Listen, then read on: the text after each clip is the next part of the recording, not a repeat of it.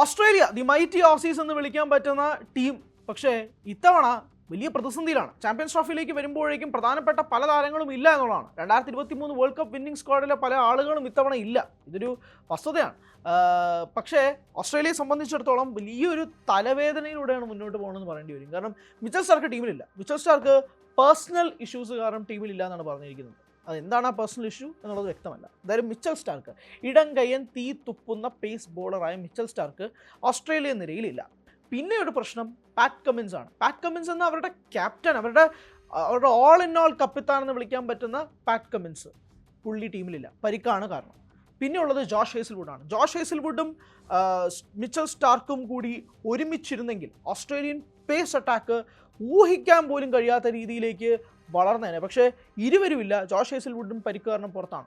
അപ്രതീക്ഷിതമായി എല്ലാവരെയും ഞെട്ടിച്ചുകൊണ്ട് മാർക്കസ് സ്റ്റോയ്നിസ് എന്ന ഓസ്ട്രേലിയൻ ഓൾറൗണ്ടർ വിരമിക്കുന്നു. ODIസിൽ നിന്നും ഇൻ്റർനാഷണൽ ക്രിക്കറ്റിൽ നിന്ന് മാർക്കസ് സ്റ്റോയ്നിസ് വിരമിക്കുകയാണ്.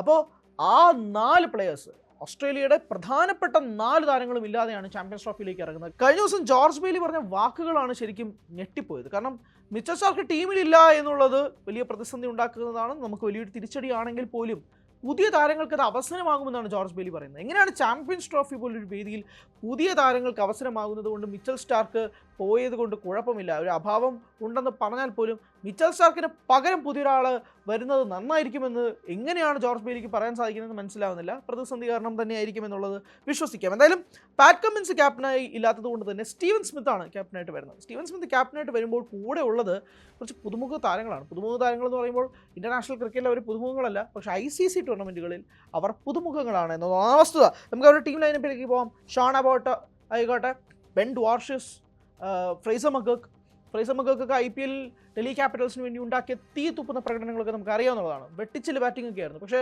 ഫ്രേസർ മഗർക്കിനെ നമുക്ക് വിശ്വസിക്കാൻ പറ്റത്തില്ല. കാരണം ഈ ഇൻസ്റ്റബിലിറ്റിയാണ് ഫ്രേസർ മഗർക്കിൻ്റെ ഏറ്റവും പ്രധാനപ്പെട്ട വെല്ലുവിളി. കാരണം ഫ്രം ദ വേർഡ് ഗോയിൽ ഫസ്റ്റ് ബോൾ വിട്ട് 6 അടിക്കാൻ നോക്കുന്ന ഫ്രേസർ മഗർക്ക് എങ്ങനെയായിരിക്കാം ODIയിൽ അദ്ദേഹത്തിന് എങ്ങനെ, പ്രത്യേകിച്ച് ICC ചാമ്പ്യൻസ് ട്രോഫി ഒരു വേദിയിൽ എങ്ങനെയായിരിക്കാം അദ്ദേഹത്തിന് തിളങ്ങാൻ സാധിക്കുന്ന ഒരു വലിയ ചോദ്യം നിൽക്കുകയാണ്.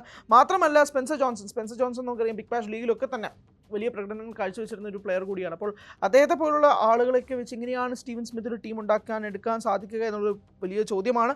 പക്ഷേ ഒരു തലവേദനയല്ലാതെ ഓസ്ട്രേലിയയ്ക്ക് ഒന്ന് പിടിച്ചു നിൽക്കാൻ പറ്റുന്ന താരങ്ങളുണ്ടെങ്കിൽ അത് Travis Head, Josh Inglis, Marnus Labuschagne, Glenn Maxwell, Adam Zampa, Matthew Short എന്നിവരാണ്. ഞാൻ ഈ 6 പേരുടെ പേരുകൾ മാത്രമാണ് പറയുന്നത്. ബാക്കി അലക്സ് കാരി ആവട്ടെ തുടങ്ങിയവരുടെ പേര്, സ്റ്റീവൻ സ്മിത്ത് ഉൾപ്പെടെ അവരൊന്നും മെൻഷൻ ചെയ്യുന്നില്ല. സ്റ്റീവൻ സ്മിത്ത് പോലൊരു പ്ലെയർ ODIസിൽ ഓസ്ട്രേലിയക്ക് സ്വപ്നമാണ്. അങ്ങനെ ഒരു പ്ലെയർ ഒരു സ്വപ്ന പ്ലെയറാണ്. പക്ഷേ എന്നാൽ പോലും ചാമ്പ്യൻസ് ട്രോഫിയിൽ സ്റ്റീവൻ സ്മിത്തിന് എത്രമാത്രം തിളങ്ങാൻ സാധിക്കുമെന്നൊരു വലിയ ചോദ്യം കൂടി നിലനിൽക്കുന്നുണ്ട്. എന്തായാലും ഈ ഒരു പ്രതിസന്ധിയിൽ കൂടി ഓസ്ട്രേലിയ പൊയ്ക്കൊണ്ടിരിക്കുമ്പോൾ അവർക്കാകെ ഈ ടീമിനെ സെറ്റപ്പ് ചെയ്തെടുക്കുക എന്ന് പറയുന്ന ഒരു ഒറ്റ അവസരം എന്ന് പറയുന്നത് ശ്രീലങ്കയിൽ നടക്കുന്ന ശ്രീലങ്കയ്ക്കെതിരായ 2 ODI മത്സരങ്ങളാണ്. അത് ഒന്ന് ഇന്ന് നടക്കുകയാണ്, മറ്റൊന്ന് 14-ാം തീയതിയാണ് ശ്രീലങ്കയ്ക്കെതിരായ ODI മത്സരം നടക്കുന്നത്. ഈ 2 മത്സരങ്ങൾ കൊണ്ട് ഓസ്ട്രേലിയ ഒന്ന് താളം പിടിച്ചേ മതിയാവും. കാരണം ചാമ്പ്യൻസ് ട്രോഫി അത്രമാത്രം ഓസ്ട്രേലിയക്കും ഇമ്പോർട്ടൻ്റ് ആയിട്ടുള്ളൊരു ടൂർണമെൻറ്റ് കൂടിയാണ്. അപ്പോൾ അത് കൈവിട്ട് കളയാൻ ഓസ്ട്രേലിയക്ക് പറ്റില്ല. ആ ഒരു രീതിയിൽ ഈ 2 മത്സരങ്ങളിൽ നിന്നുകൊണ്ട് ടീമിനെ സെറ്റ് ചെയ്തെടുക്കുക. 22-ാം തീയതി ഇംഗ്ലണ്ടിനെതിരെയാണ് ചാമ്പ്യൻസ് ട്രോഫിയിൽ ഓസ്ട്രേലിയയുടെ ആദ്യ മത്സരം നടക്കുന്നത്. അപ്പോൾ 22 വരെ സമയമുണ്ട്. 19-ാം തീയതി ടൂർണമെൻറ്റ് തുടങ്ങുകയാണ്. എങ്ങനെയാണ് ടൂർണമെൻറ്റ് പോക്കുന്നുള്ളത് 3 ദിവസം ഓസ്ട്രേലിയക്ക് ബെഞ്ചിലിരുന്ന് കാണാം.